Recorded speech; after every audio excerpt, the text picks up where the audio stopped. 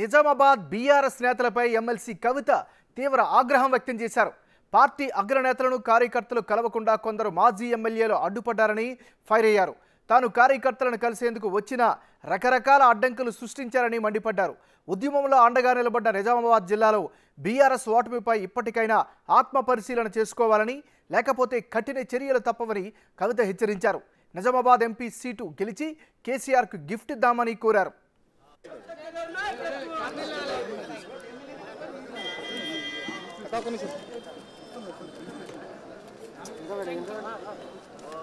జై కేసీఆర్ జై కేసీఆర్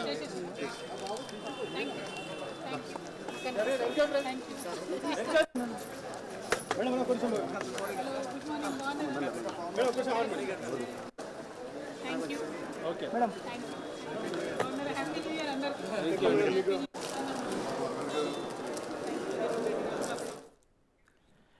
మనం బ్రేకింగ్ న్యూస్ చూస్తున్నా. నిజామాబాద్ బీఆర్ఎస్ నేతలపై ఎమ్మెల్సీ కవిత తీవ్ర ఆగ్రహం వ్యక్తం చేశారు. పార్టీ అగ్రనేతలను కార్యకర్తలు కలవకుండా కొందరు మాజీ ఎమ్మెల్యేలు అడ్డుపడ్డారని ఫైర్ అయ్యారు. తాను కార్యకర్తలను కలిసేందుకు వచ్చిన రకరకాల అడ్డంకులు సృష్టించారని మండిపడ్డారు. ఉద్యమంలో అండగా నిలబడ్డ నిజామాబాద్ జిల్లాలో బీఆర్ఎస్ ఓటమిపై ఇప్పటికైనా ఆత్మ పరిశీలన చేసుకోవాలని, లేకపోతే కఠిన చర్యలు తప్పవని కవిత హెచ్చరించారు. నిజామాబాద్ ఎంపీ సీటు గెలిచి కేసీఆర్కి గిఫ్ట్ ఇద్దామని కోరారు.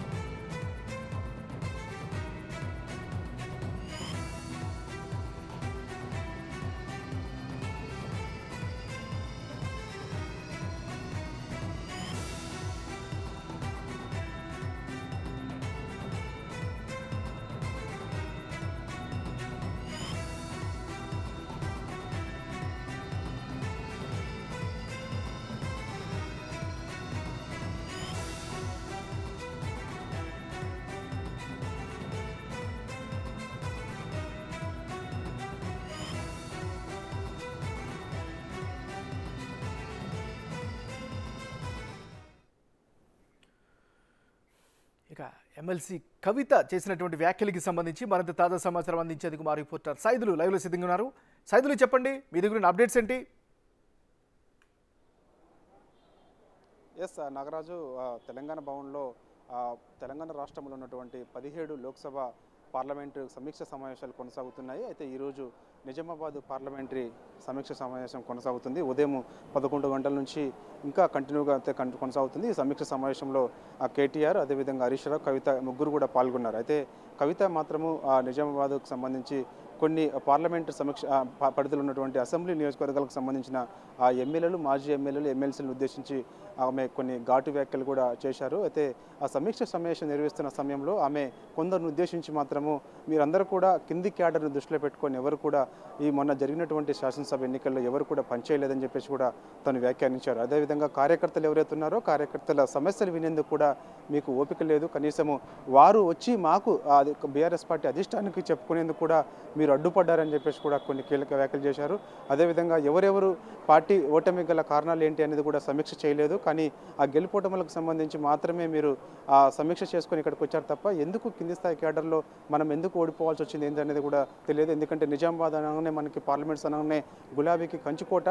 సో ఆ స్థానంలో మనం ఓడిపోయామంటే ఇక మనం రానున్న రోజుల్లో కూడా మనం ఏ విధంగా మనం ఇక్కడ గెలుపు అంటే ఏ పరంగా మనం ఇక్కడ గెలుస్తామని చెప్పేసి కూడా ఆమె వ్యాఖ్యానించారు. అదేవిధంగా అక్కడ ఉన్నటువంటి ఎమ్మెల్యేలను ఉద్దేశించి అందరూ కూడా ప్రస్తుతం ఉన్న ఎమ్మెల్యేలు అందరూ కూడా కింది అంటే క్యాడర్ని దృష్టిలో పెట్టుకుని ఎవరు కూడా పనిచేయట్లేదు. మాజీ ఎమ్మెల్యేలు అయితే మరీ చాలా దారుణంగా వ్యవహరిస్తున్నారు. కార్యకర్తల విషయంలో పార్టీకి సంబంధించిన అనుకూలంగా వ్యతిరేకత ఎక్కడెక్కడ ఉన్నది, గ్రామ స్థాయిలో కానీ మండల స్థాయిలో కానీ అనుకూలంగా ఉందా, వ్యతిరేకత ఉన్నదని చెప్పేసి కూడా ఒక అంచనా కూడా వేయలేకపోయారంటే మీరు ఇక ఇంకా ఏం పని చేస్తారు మీరు అని చెప్పేసి కూడా ఆమె వ్యాఖ్యానించారు. ఆమె వ్యాఖ్యలను కూడా కొంత ఇటు మాజీ ఎమ్మెల్యేలు చెప్పుకోలేకపోతున్నారు, కానీ కొంత సీరియస్గా అయితే తీసుకుంటున్నారు. ఎందుకంటే చూసాం మనము రాష్ట్ర వ్యాప్తంగా మనకి కాంగ్రెస్ పార్టీ గాలి వీస్తున్న సమయంలో ఒకవైపు ఎమ్మెల్యేలపై తీవ్ర వ్యతిరేకత ఉన్న నేపథ్యంలో సో అందుకు మనము పార్టీ గల ఓటమి గల కారణాలు అవి అని చెప్పి చెప్పకుండా కవిత ఇలాంటి వ్యాఖ్యలు ఎందుకు మమ్మల్ని ఉద్దేశించి చేసిందని చెప్పేసి కూడా వాళ్ళు కూడా కొంత గుసగుస మాట్లాడుకుంటున్న వినిపిస్తున్నాయి. ఎందుకంటే చూసాం మనం వరుసగా ఈరోజు 6వ రోజు మనము మొదటి నుంచి కూడా ఆయా పరిధిలో ఉన్నటువంటి పార్లమెంట్ సమీక్ష సమావేశాలు కొనసాగుతున్నాయి. మిగతా కవిత చేసినటువంటి వ్యాఖ్యలు ప్రభావం ఏ విధంగా రాజకీయాలు ఉండే అవకాశం ఉంది, ముఖ్యంగా ఆయా నియోజకవర్గాల్లో ఎలాంటి ప్రభావం చూపించే అవకాశం ఉంది మరి? ఎస్, ఖచ్చితంగా. ఎందుకంటే ఎంఎన్ఆర్ మీరు అన్నట్టుగా ఖచ్చితంగా ఆ వ్యాఖ్యల్ని ఇటు మరోవైపు అంటే పార్టీ క్యాడర్నికి సంబంధించి అధిష్టానంతో కలిసేందుకు మేమెందుకు అడ్డుపడతాం అని చెప్పేసి కూడా అటు ఎమ్మెల్యేలు, మాజీ ఎమ్మెల్యేలు, ఎమ్మెల్సీలు అనుకుంటున్నారు. కానీ ఇటు ఆ వ్యాఖ్యలు కనుక ఖచ్చితంగా ఇటు మరోవైపు ఆ యొక్క పరిధిలో ఉన్నటువంటి అంటే ఒకవేళ కింది క్యాడర్ని దృష్టిలో పెట్టుకొని కవిత వ్యాఖ్యలు ఉన్నాయి కాబట్టి సో ఇప్పుడు ఉన్నటువంటి ఎవరైతే ఎమ్మెల్యేలు గెలిచారో మాజీ ఎమ్మెల్యేలు వాళ్ళపై ఎక్కువగా ప్రభావం పడే అవకాశం ఉంటుంది. సో వాళ్ళు చేపట్టే మేము ఆ బీఆర్ఎస్ పార్టీ అధిష్టానాన్ని కలవలేదు అనేది కూడా ఇప్పుడు కవిత వ్యాఖ్యలను బట్టి కార్యకర్తలు కూడా అర్థమవుతుంది. కాబట్టి రానున్న వెనుకల్లో ఇంకా దానిపై ప్రభావం ఎక్కువగా పడే అవకాశం ఉంటుంది. సో ఇప్పుడు వాళ్ళే స్వయంగా రేపు ఆ లోక్సభ ఎన్నికలకు సంబంధించి పనిచేయాల్సి ఉంటుంది. అంటే ఇప్పుడు ఉన్నటువంటి ఎమ్మెల్యేలు, మాజీ ఎమ్మెల్యేలు, ఎమ్మెల్సీలు అందరూ కూడా ఆ నిజామాబాద్ పార్లమెంట్ స్థానం గెలిపించేందుకు వాళ్ళే మొత్తం కృషి చేయాల్సి ఉంటుంది. కాబట్టి సో ఈ వ్యాఖ్యలకు సంబంధించి కవిత ఇలా వ్యాఖ్యానించడం ద్వారా ఖచ్చితంగా కార్యకర్తలు కూడా ఖచ్చితంగా అనుకుంటారు వాళ్ళు చెప్పినట్టు వినకపోవడం వల్ల ఖచ్చితంగా పార్టీకి కూడా నష్టం వాటిల్లుతుందని చెప్పేసి కూడా భావిస్తున్నారు. ఏ మొహం పెట్టుకొని మళ్ళీ వీళ్ళు కార్యకర్తల దగ్గరికి వెళ్ళి పార్టీకి సంబంధించి గెలుపుకు సంబంధించి ఎలా వ్యవహరిస్తారు, ఎలా అనేది కూడా ఒక చర్చకైతే దారి తీస్తుంది. ఎందుకంటే కవిత చేసిన వ్యాఖ్యలు మాత్రం ఇటు వాళ్ళు చెప్పుకోలేకపోతున్నప్పటికీ లోపల మాత్రం మేము ఎక్కడ కూడా అడ్డుపడలేదు అని చెప్పేసి కూడా వాళ్ళు అంటున్నారు. మరోవైపు ఖచ్చితంగా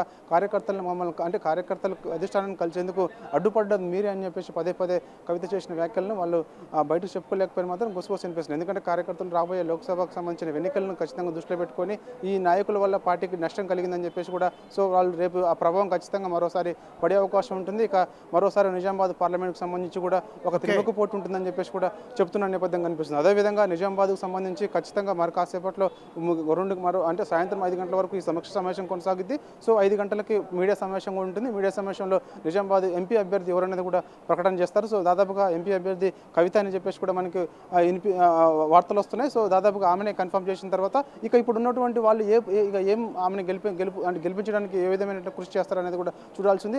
మరోవైపు ఆ వ్యాఖ్యలను కూడా కొంతమంది సీరియస్గా తీసుకుంటున్నారు. MNR right, thank you Saidulu.